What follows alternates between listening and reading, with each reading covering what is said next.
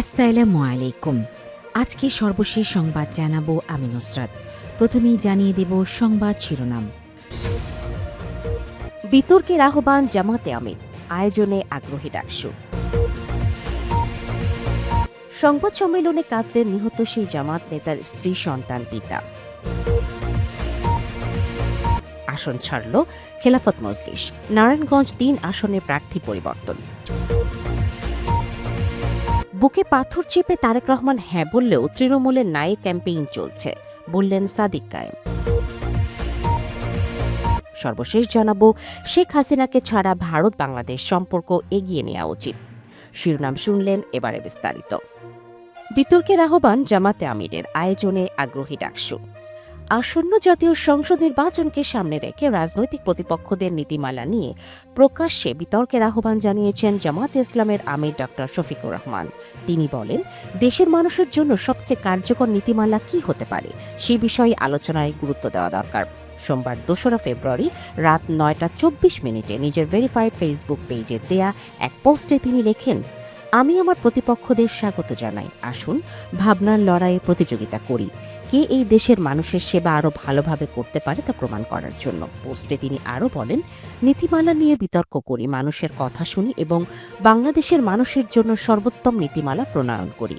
জামাত প্রতিদিনের সম্পৃক্ততার মাধ্যমে আলোচনা ও মানুষের কথা শোনার একটি ভিন্ন ধারা তুলে ধরছে। সহিংসতার বিপরীতে কল্যাণমুখী রাজনীতির কথা উল্লেখ করে ড. শফিকুর রহমান লেখেন, মানুষ অতীতেও সহিংসতা প্রত্যাখ্যান করেছে, এখনও করছে এবং ভবিষ্যতেও করবে। তার এই পোস্ট শেয়ার করে ঢাকা বিশ্ববিদ্যালয় কেন্দ্রীয় ছাত্র সংসদের ডাকসুর ভিপি আবু সাদিক কায়েম মন্তব্য করেন, ডাকসু এটি বিতর্ক আয়োজন করতে আগ্রহী, তবে কী ধরনের কাঠামো বা ফরম্যাটে এই বিতর্ক অনুষ্ঠিত হতে পারে সে বিষয়ে জামাতে আমিরের পোস্টে কোনো বিস্তারিত উল্লেখ নেই। এ নিয়ে এখন পর্যন্ত অন্য রাজনৈতিক দলগুলোর পক্ষ থেকে কোনো প্রতিক্রিয়া পাওয়া যায়নি। সংবাদ সম্মেলনে কাঁদলেন নিহত সেই জামাত নেতার স্ত্রী, সন্তান, পিতা।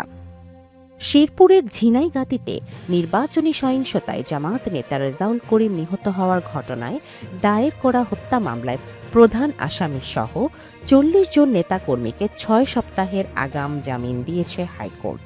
এই সিদ্ধান্তের প্রতিবাদ জানিয়ে নিহতের পরিবার সংবাদ সম্মেলন করে ক্ষোভ প্রকাশ করেছে। সোমবার ২রা ফেব্রুয়ারি সন্ধ্যায় শেরপুরের প্রেস ক্লাবে আয়োজিত সংবাদ সম্মেলনে লিখিত বক্তব্য পাঠ শেষে নিহতের স্ত্রী ও মামলার বাদী মার্জিয়া আবেগাপ্লুত হয়ে পড়েন। এই সময় তার সঙ্গে থাকা সন্তানেরা ও নিহতের পিতা কান্নায় ভেঙে পড়েন। লিখিত বক্তব্যে স্ত্রী মার্জিয়া বলেন, গত ২৮ জানুয়ারি মাহমুদুল হক রুবেলের নির্দেশনায় স্থানীয় সন্ত্রাসীরা তার স্বামী মাওলানা রেজাউল করিমকে হত্যা করেন। হত্যাকাণ্ডের সঙ্গে জড়িত আসামিদের আগাম জামিন দেওয়া অত্যন্ত হতাশাজনক। একজন নাগরিক হিসাবে তিনি ন্যায় বিচার চান বলে জানান। ফ্যাসিস্ট সরকার পতনের পরও কার ইশারায় হত্যায় আসামিরা জামিন পাচ্ছে সে প্রশ্ন তোলেন তিনি। একই সঙ্গে রাষ্ট্রপক্ষের আইনজীবীদের ভূমিকা নিয়েও উদ্বেগ প্রকাশ করেন। তিনি বলেন, অ্যাটর্নি জেনারেলের কাছে অবিলম্বে উচ্চ আদালতে আপিল করে জামিন বাতিলের দাবি জানাচ্ছি, অন্যথায় এটিকে অন্যায়ের সঙ্গে আপোষ হিসাবে দেখা হবে। ন্যায় বিচার না পাওয়া পর্যন্ত আইনি লড়াই চলবে বলেও জানান তিনি। আসন ছাড়ালো খেলাফত মজলিস, নারায়ণগঞ্জ ৩ আসনে প্রার্থী পরিবর্তন। আসন্ন ত্রয়োদশ জাতীয় সংসদ নির্বাচনকে সামনে রেখে নারায়ণগঞ্জ ৩, সোনারগাঁও ও সিদ্ধিরগঞ্জ আসনে ১১ দলীয় জোটের প্রার্থী পরিবর্তন করা হয়েছে। পূর্ব ঘোষণা অনুযায়ী আসনটিতে বাংলাদেশ খেলাফত মজলিসকে দেয়ার কথা থাকলেও শেষ পর্যন্ত জামাতে ইসলামের প্রার্থী প্রিন্সিপাল ড. ইকবাল হোসেন ভূঁইয়াকেই জোটের চূড়ান্ত প্রার্থী করা হয়েছে।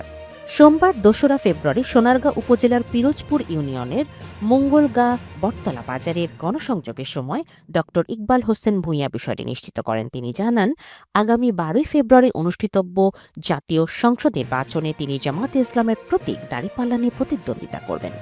ডক্টর ইকবাল হোসেন বলেন, জোটের বৃহত্তর স্বার্থ বিবেচনায় শুরুতে আসনটি বাংলাদেশ খেলাফত মজলিসের জন্য ছেড়ে দেওয়া হয়েছিল। পরে মাঠ পর্যায়ের বাস্তবতা ও ভোটের হিসেব বিশ্লেষণ করে জোটের কেন্দ্রীয় লিয়াজো কমিটি এবং জেলা ও মহানগর নেতারা প্রার্থী পরিবর্তনের সিদ্ধান্ত নেন। তিনি জানান, আল্লামা মামুনুল হক নিজেও এলাকার পরিস্থিতি বিবেচনায় নিয়ে জামায়াতে ইসলামের কেন্দ্রীয় নেতৃত্বের কাছে প্রার্থী পরিবর্তনের অনুরোধ করেছিলেন। এরই পরিপ্রেক্ষিতে গত 29 জানুয়ারি তাকে পুনরায় 11 দলীয় জোটের প্রার্থী হিসাবে চূড়ান্তভাবে নিশ্চিত করা হয়। মাঝপথে প্রার্থী বদলের কারণে ভোটারদের মধ্যে যে সাময়িক বিভ্রান্তি তৈরি হয়েছিল তা কাটিয়ে উঠতে এখন জোটের সব শরিক একসঙ্গে মাঠে কাজ করছে বলে জানান তিনি। ডক্টর ইকবাল হোসেন বলেন, এনসিপি নেতা তুহিন মাহমুদ, দেয়ালঘড়ি প্রতীকের মুফতি সিরাজুল ইসলাম ও ঈগল প্রতীকের প্রার্থী আরিফুল ইসলাম সহ জোটের অন্য শরিকরা এখন একযোগে দাঁড়িপাল্লা প্রতীকের পক্ষে প্রচারণা চালাচ্ছেন। বুকে পাথর চেপে তারেক রহমান হ্যাঁ বললেও তৃণমূলে নায়ের ক্যাম্পেইন চলছে, বললেন সাদিক কায়েম। ঢাকা বিশ্ববিদ্যালয়ের কেন্দ্রীয় ছাত্র সংসদ ডাকসুর ভিপি সাদিক কায়েম বলেছেন, তারেক রহমান বুকে পাথর চেপে হ্যাঁয়ের পক্ষে অবস্থান নিলেও তৃণমূলের নেতা কর্মীরা নায়ের পক্ষে প্রচারণা চালাচ্ছেন। সোমবার 2 ফেব্রুয়ারি রাতে রংপুর নগরীর পার্কের মোড়ে ঐক্যবদ্ধ ছাত্র সংসদের আয়োজনে হ্যাঁয়ের পক্ষে গণজমায়েতে প্রধান অতিথির বক্তব্যে তিনি এসব কথা বলেন। সাদিক কায়েম বলেন, জুলাই বিপ্লবের মধ্য দিয়ে দেশে গণতান্ত্রিক ধারার সূচনা হয়েছে। শহীদ আবু সাইদ সহ সব বীর শহীদদের রক্তের সঙ্গে যারা বেইমানি করবে তাদের এই দেশে রাজনীতি করতে দেয়া হবে না। তিনি বলেন, যে দলই সরকার গঠন করুক না কেন তাদের জবাবদিহিতা নিশ্চিত করতে হবে। কাউকে নতুন ফ্যাসিবাদে পরিণত হতে দেয়া হবে না। স্বাধীন বাংলাদেশে পরিবারতন্ত্র চলবে না এবং কেউ 2 মেয়াদের বেশি প্রধানমন্ত্রী থাকতে পারবে না। একটি দলকে সতর্ক করে তিনি বলেন, যারা দেশের গণতান্ত্রিক অগ্রযাত্রা থামাতে চায় তাদের 12 তারিখ ব্যালটের মাধ্যমে লাল কার্ড দেখাবে জনগণ। হ্যাঁ পক্ষে গণভোট দিয়ে ফ্যাসিবাদী ধারায় পরাজিত করার আহ্বান জানান তিনি। গণজমায়েতে ডাকসুর জিএস সাইদ বিন হাবিব বলেছেন, শাহবাগে মত তৈরি করে কিভাবে বিশৃঙ্খলা করা হয়েছে তা সবাই দেখেছে। তিনি বলেন, গণভোটে হ্যাঁ জয়ী হলেও আওয়ামী লীগের মতো আর কোনো ফ্যাসিবাদী শক্তির জন্ম হবে না। বিএনপি ক্ষমতার স্বপ্নে বিভোর হয়ে চাঁদাবাজিতে ব্যস্ত হলেও মন্তব্য করেন তিনি। তার ভাষ্য অনুযায়ী বিএনপি বাধ্য হয়ে হ্যাঁ পক্ষে কথা বলছে। শেখ হাসিনাকে ছাড়া ভারত বাংলাদেশ সম্পর্ক এগিয়ে নেওয়া উচিত। বিএনপির মহাসচিব মির্জা ফখরুল ইসলাম আলমগীর বলেছেন, শেখ হাসিনার ভারত বাংলাদেশ সম্পর্কের ক্ষেত্রে কোনো স্থায়ী বাধা নন। তার উপস্থিতি ছাড়াও 2 দেশের সম্পর্ক এগিয়ে নেওয়া উচিত। ভারতের সাপ্তাহিক ইংরেজি ম্যাগাজিন দ্য উইককে দেয়া বিশেষ সাক্ষাৎকারে তিনি আসন্ন নির্বাচন, দলীয় সংস্কার ও ভারতের সঙ্গে সম্পর্কের বিভিন্ন দিক তুলে ধরেন। এ সময় তিনি পানি বন্টন সমস্যার সমাধান, সীমান্তে হত্যা বন্ধ এবং বাণিজ্যে বিদ্যমান বৈষম্য দূর করার উপর গুরুত্ব দেন। সাক্ষাৎকারে দ্য উইকের সিনিয়র অ্যাসোসিয়েট এডিটর নম্রতা বিজি আহুজার প্রশ্নের জবাবে মির্জা ফখরুল বলেন, পানি বন্টন ইস্যুতে কেবল আলোচনা নয়, আন্তরিক সমাধান প্রয়োজন।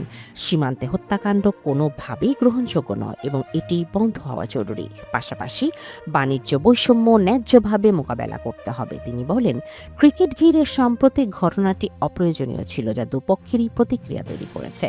সার্বভৌমত্ব, আত্মসম্মান ও পারস্পরিক বিশ্বাসের ভিত্তিতে দ্রুত আলোচনার মাধ্যমে সমস্যাগুলোর সমাধান করা দরকার। তিনি জানান, সাবেক প্রধানমন্ত্রী খালেদা জিয়া এই শোকের সময় ভারতের পররাষ্ট্রমন্ত্রী এস জয়শঙ্করের বাংলাদেশ সফরকে ইতিবাচক হিসাবে দেখা হয়েছে। ভারত বাংলাদেশ সম্পর্কের ক্ষেত্রে শেখ হাসিনার ভূমিকা ভবিষ্যতে কতটা প্রভাব ফেলবে এমন প্রশ্নে মির্জা ফখরুল বলেন, তিনি একটি ফ্যাক্টর হলেও তা অতিক্রম করা অসম্ভব নয়। তার মতে, গণতান্ত্রিক প্রতিষ্ঠান দুর্বল করা এবং ক্ষমতা কুক্ষিগত করার মাধ্যমেই বর্তমান সংকট তৈরি হয়েছে। দীর্ঘমেয়াদে তিনি রাজনীতিতে প্রাসঙ্গিক থাকবেন না। 2 দেশের সম্পর্ক ব্যক্তিবিশেষের ঊর্ধ্বে গিয়ে এগোনো উচিত। ছাত্রদের উদ্যোগে গঠিত ন্যাশনাল সিটিজেন পার্টির সঙ্গে বিএনপি কেন জোটে চায়নি প্রশ্নে তিনি বলেন, আলোচনা হয়েছিল, তবে আসন বন্টন নিয়ে সমঝোতা সম্ভব হয়নি। এনসিপি বেশি আসন দাবি করেছিল, যা দেয়া সম্ভব ছিল না। তিনি বলেন, নতুন প্রতীক নিয়ে নির্বাচন জয়ের বিষয়ে বিএনপি নিশ্চিত ছিল না, কারণ বাংলাদেশের নির্বাচনে প্রতীকের গুরুত্ব বেশি।